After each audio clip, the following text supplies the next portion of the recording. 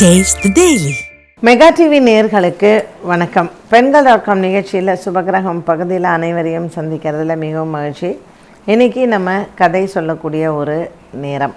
இன்றைக்கி நம்ம என்ன பற்றின கதை இல்லை யாரை பற்றின கதை அப்படின்னு பார்த்திங்கன்னா, காஞ்சிபுரத்துக்கு பக்கத்தில் கூரம் அப்படிங்கிற ஊர் எல்லாருமே கேள்விப்பட்டிருப்பீங்க.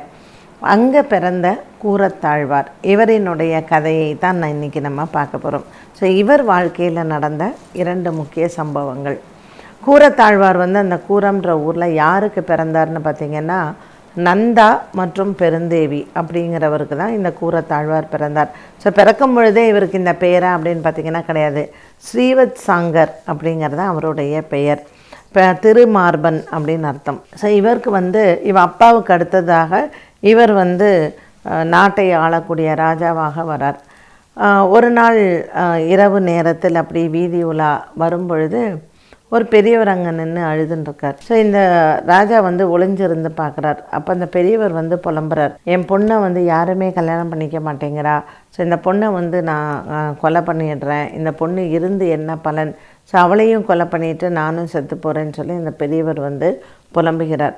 அப்புறம் இந்த ராஜா என்ன பண்ணுறார், பெரியவரை பிடித்து கார்த்தால் என்னை அரண்மனையில் சந்திக்கணும் அப்படின்னு சொல்லிட்டு கூரத்தாழ்வார் போய்ட்றார். மறுநாள் கார்த்தால் இந்த வயதானவரை கூட்டிகிட்டு வராங்க, அரண்மனைக்கு கூட்டிகிட்டு வராங்க. ஸோ அரண்மனையில் இதெல்லாத்தையும் பார்த்த உடனே அந்த பெரியவர்கிட்ட இவர் கேட்குறார், நேற்று இரவு நீ ஏன் இந்த மாதிரி அழுத, உன் பொண்ணு என்ன பாவம் பண்ண, உன் பொண்ணை கொலை பண்ணணும்னு சொல்கிறியே அப்படின்னு சொல்லி ராஜா கேட்குறார். உடனே இந்த அந்தனர் சொல்கிறார், என்னுடைய பொண்ணுக்கு கல்யாணமே ஆகலைங்கிற வருத்தம் தான், இத்தனை வயதாகிடுச்சு அண்ட் எனக்கும் வயசாகிறது இல்லையா அப்படின்னு சொல்லி அவர் வருத்தப்படும் பொழுது ராஜா கூரத்தாழ்வார் சொல்கிறார், உங்களுக்கு ஆட்சேபனை இல்லைன்னா உங்கள் மனசுக்கேற்ற மாப்பிள்ளையாக நான் இருப்பேன் அப்படின்னு சொல்கிறார். ராஜாவும் அதுக்கப்புறம் அந்த அந்தனரும் ரொம்ப மகிழ்ந்து தன்னுடைய மகளை கூரத்தாழ்வாருக்கு திருமணம் செய்து கொடுக்குறார். கூரத்தாழ்வாரும் அந்த ஒரு மனைவியும் அப்படி ஒரு அந்யோன்ய தம்பதிகளாக அந்த பெண் தன் கணவனுக்கு மனசுக்கு ஏற்றாற் போல குடும்பம் நடத்திட்டு வராங்க. இப்படிப்பட்ட ஒரு நல்ல தம்பதிகளாக கூரத்தாழ்வார் தன் மனைவியோட கூரத்தில் வாழ்ந்து வருகிறார். அப்புறம் அவர் என்ன பண்ணுறார், எல்லாமே வேண்டாம் அப்படின்னு சொல்லிட்டு தன்னுடைய, அதாவது வரதராஜ பெருமாளும் அங்கே பெருந்தேவி தாயாரும் இப்போ கடவுளை விட நம்ம ஒன்றும் பெரிய ஆள் இல்லை அப்படின்னு சொல்லி அப்படி அவ்வளோ அன்னதானங்களும் தான தர்மமும் பண்ண இந்த கூரத்தாழ்வார் ராஜ்யமே வேண்டாம் அப்படின்னு சொல்லிட்டு விட்டுட்டு தன் மனைவியை கூட்டிக் கொண்டு அவர் ராமானுஜருக்கு சீடனாக போய்ட்டார். ஸோ ராமானுஜர் அந்த டைமில் தான் என்னென்னா வைணவத்தை அவர் நிறையா பரப்பி மகாவிஷ்ணுவினுடைய ஆலயங்களில் இப்படிப்பட்ட ஒரு விதிமுறைகளை கொண்டு வரணும்னு சொல்லி அவர் எல்லாமே பண்ணுறார். அப்போ ராமானுஜருக்கு என்ன ஒரு ஆசை வருது அப்படின்னா, வேதவியாசர் எழுதின பிரம்மசூத்திரம் இது ஒரு விளக்கம், போதாயனர் எழுதின அந்த பிரம்மசூத்திரத்தை தான் படிக்கணும் அப்படிங்கிற அந்த விளக்கம் என்னங்கிறத தெரிஞ்சுக்கணும் அப்படின்னு சொல்லிட்டு ரொம்ப ஆசைப்படுறார். ஸோ இந்த போதாயனர் எழுதின இந்த பிரம்மசூத்திரத்தினுடைய விளக்கம் எங்கே இருக்குன்னா, காஷ்மீரில் இருக்கக்கூடிய புலவர்கள் அந்த பண்டிதர்கள்ட்ட தான் இருக்குது.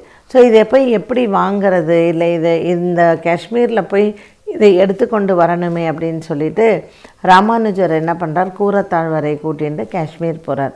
காஷ்மீர் போய் அங்கே அந்த புலவர் அந்த இறைவனை பிரார்த்தனை செய்து அங்கே சரஸ்வதி தேவியையும் வணங்கி அங்கே இருக்கக்கூடிய அந்த புலவர்கள்ட்ட தர்க்கம், அந்த விவாதம்னு சொல்கிறோம் இல்லையா, அந்த விவாதம் எல்லாம் பண்ணி ராமானுஜர் ஜெயிக்கிறார். அப்போது அவர் அந்த புலவர்கள்ட்ட அந்த ராஜா கேட்குறார், உனக்கு என்ன வேணும் அப்படிங்கும்போது, எனக்கு அந்த போதாயனர் எழுதின அந்த பிரம்மசூத்திரத்தினுடைய விளக்கம் எனக்கு வேணும், அந்த ஏடு கொடுத்தீங்கன்னா எனக்கு சந்தோஷமாக இருக்கும்னு. சரின்னு சொல்லிவிட்டு அங்கே ரொம்ப பெருமையாக அந்த ஏடை கொண்டு வாங்கிட்டு அவர் ஸ்ரீரங்கத்துக்கு வரார் ராமானுஜர். இங்கே ஸ்ரீரங்கம் இங்கே இருக்கும் பொழுது அந்த புலவர்களுக்கெல்லாம் ராமானுஜர் மேலே அவ்வளோ பொறாமை அண்ட் ராமானுஜரை எப்படியாவது கொன்றுவிட வேண்டும் அப்படின்னு சொல்லிட்டு ஆளுகளையெல்லாம் அனுப்பி அந்த ராஜா கொடுத்த அந்த கிஃப்ட், அந்த ஏடு இருக்கு இல்லையா, போதாயனரினுடைய விளக்க உரை, அதை திருடிட்டு போயிடுறாங்க. உடனே ராமானுஜர் மறுநாள் காலையில் எழுந்திருந்து ரொம்ப கலக்கமாயிடுறாரு. ஐயோ, நான் அதை பிரதி எடுத்துக்காத போயிட்டேனே, அதை நான் ஒரு பிரதி எடுத்து வச்சுருந்தேன்னா எனக்கு ரொம்ப பயனுள்ளதாக இருந்திருக்குமே அப்படின்னு. அப்போ கூரத்தாழ்வார் சொல்கிறார், கவலைப்படாதீங்க சுவாமி, நான் வந்து நீங்கள் காஷ்மீர்லேருந்து பயணித்த அந்த ஒரு நாள் இரவும் நான் வந்து எல்லாமே நான் படித்து நான் வந்து மனசில் என்னுடைய மெமரியில் என்னுடைய அறிவில் வந்து நான் எல்லாத்தையும் பதிவு பண்ணி வச்சுருக்கேன்னு சொல்லிவிட்டு போதாயனர் என்னுடைய அந்த பிரம்மசூத்திர விளக்கத்தை ஒரு அக்ஷரம் கூட மாறாமல், ஒன்று கூட ஒரு இது கூட மாறாமல் அப்படியே அவர் அந்த உரையை வந்து எழுதுகிறார் கூரத்தாழ்வார். ராமானுஜருக்கு அப்படி ஒரு மெமரி கூரத்தாழ்வாருக்கு. ஸோ ராமானுஜர் வந்து சீடனை அப்படியே கட்டி தழுவி அவ்வளோ வந்து அவர் வந்து மெச்சினார். ஸோ கூரத்தாழ்வார் வந்து எல்லாத்தையுமே அவரினுடைய அந்த அவர் என்னெல்லாம் படித்தாரோ அவர் எந்த ஒரு அக்ஷரம் ஒரு ஃபுல் ஸ்டாப் கமா கூட அவர் வந்து விடலை. அப்படியே அதனுடைய பிரதியை வந்து அவர் எழுதி ராமானுஜருக்கு கொடுக்குறார். ராமானுஜரும் அந்த விளக்க உரையை வந்து படிக்கிறார். ஸோ இந்த சம்பவங்கள் கூரத்தாழ்வாரினுடைய வாழ்க்கையில் நடக்கக்கூடிய இந்த சின்ன சின்ன சம்பவங்கள், இந்த மாதிரி நிறைய சம்பவங்கள் இருக்குது. இப்படி கூரத்தாழ்வார் வாழ்க்கையில் கூரத்தாழ்வார்னு மட்டுமல்ல, ஆழ்வார்கள் 12 ஆழ்வார்களினுடைய வாழ்க்கையில் பல விஷயங்கள், பல நிகழ்வுகள், இது எல்லாமே வந்து நமக்கு எதை தெளிவுபடுத்துகிறது, இல்லை நமக்கு என்ன சொல்லுது, அப்படி நம்ம இதுலேருந்து என்ன கற்றுக்கலாம் அப்படின்னு பார்த்திங்கன்னா, குருவினிடத்தில் அவருக்கு இருந்த ஒரு மிகப்பெரிய பக்தி. ராமானுஜருக்காக கூரத்தாழ்வார் தன் கண்ணையே கொடுத்தார். அது ஒரு கதை, அதை நம்ம இன்னொரு சம்பவத்தில் நம்ம வந்து பார்க்கலாம். ஸோ கூரத்தாழ்வார் வந்து நமக்கு இவர்களினுடைய பெருமையெல்லாம் தெரியறதே கிடையாது. ஏன்னா நம்ம இவங்களை பற்றியெல்லாம் தெரிஞ்சுக்கிறது கிடையாது. யாரும் நமக்கு அதை விளக்கமாக எடுத்து சொல்வதும் கிடையாது. ஆழ்வார்கள், நீங்கள் திருமங்கை ஆழ்வார் எடுத்துக்கோங்க, திருப்பான ஆழ்வார் எடுத்துக்கோங்க, குலசேகர ஆழ்வார் எடுத்துக்கோங்க, பெரியாழ்வார் எடுத்துக்கோங்க, நம்மாழ்வார் எடுத்துக்கோங்க, எல்லா ஆழ்வார்களுமே வந்து அந்த பக்தி, அந்த குருவினிடத்தில் இருக்கக்கூடிய மரியாதை எப்படிங்கிறது நமக்கு சொல்லி கொடுத்துருக்காங்க.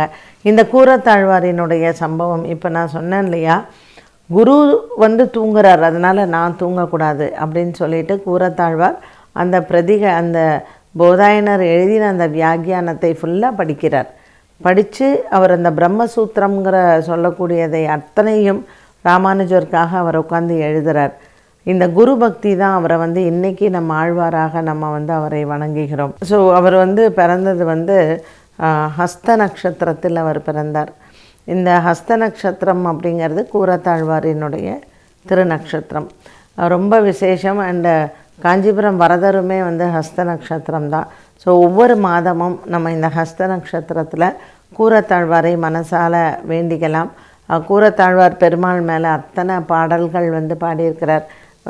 காஞ்சிபுரம் வரதராஜர் மேலே அத்தனை பாடல்கள் பாடியிருக்கிறார் கூரத்தாழ்வார். அதனால் கூரத்தாழ்வார் நம்ம வந்து காஞ்சிபுரம் பக்கத்தில் இருக்கக்கூடிய கூரம்.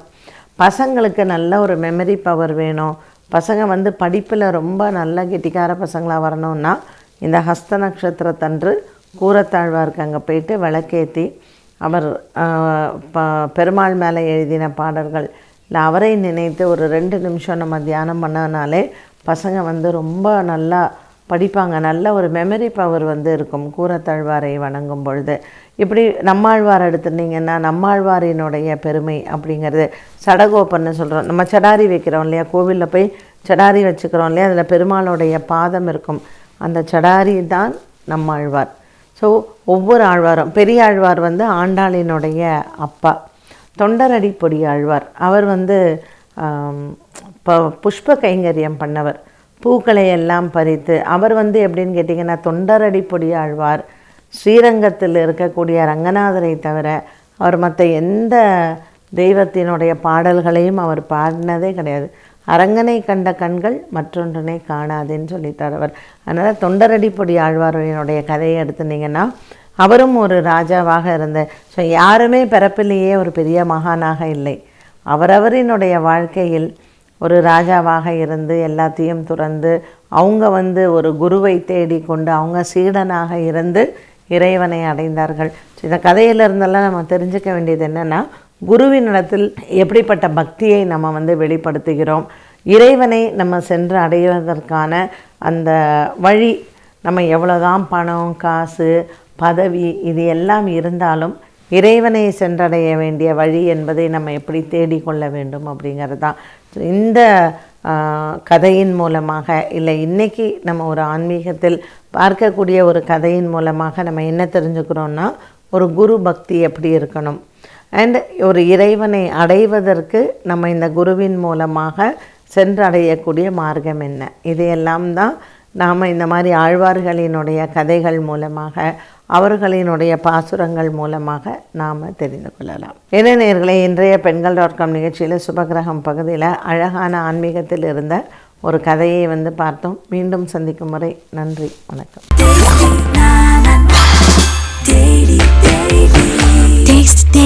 Taste the Daily.